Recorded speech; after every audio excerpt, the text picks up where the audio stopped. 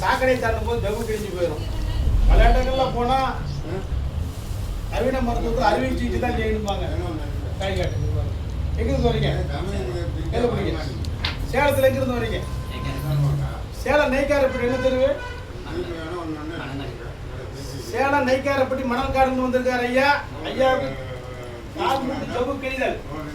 கால் ஜவ்வு கிழிதல்னால காலை மடக்க முடியல, நீட்ட முடியல, கக்கூஸ் போக முடியல, நடக்க முடியல. ஏற்கனவே ஒரு இடத்துல போய் வைத்தியம் பண்ணியிருக்காங்க. திருச்சோம் கால் மூட்டு ஜவ்வு கிழிதல். இதில் இருக்கக்கூடிய ஏசிஎல் பிசிஎல் ஜவ்வும்பாங்க. வாழை நார் மாதிரி இருக்கும்.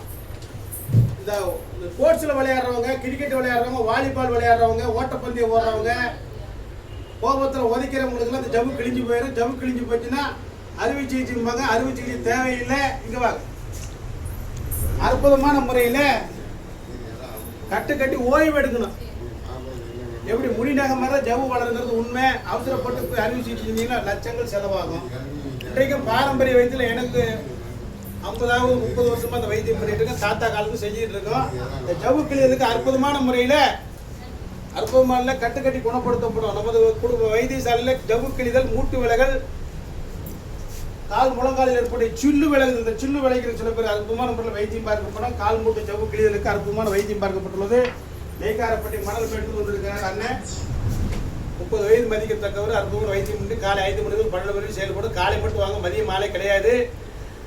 உணவு கட்டுப்பாடு உண்டு, பத்தியம் உண்டு. பத்தியம் ஆண்களுக்கு மது சாராயம் புகையிலைக்கூடாது, உப்பு சக்கரை கம்மி பண்ணிக்கணும். அவ்வளோதான் விஷயம். மீண்டும் 5 நாள் கழிச்சு வந்தால் வைத்தியம் பண்ணிக்கலாம். நன்றி, வணக்கம்.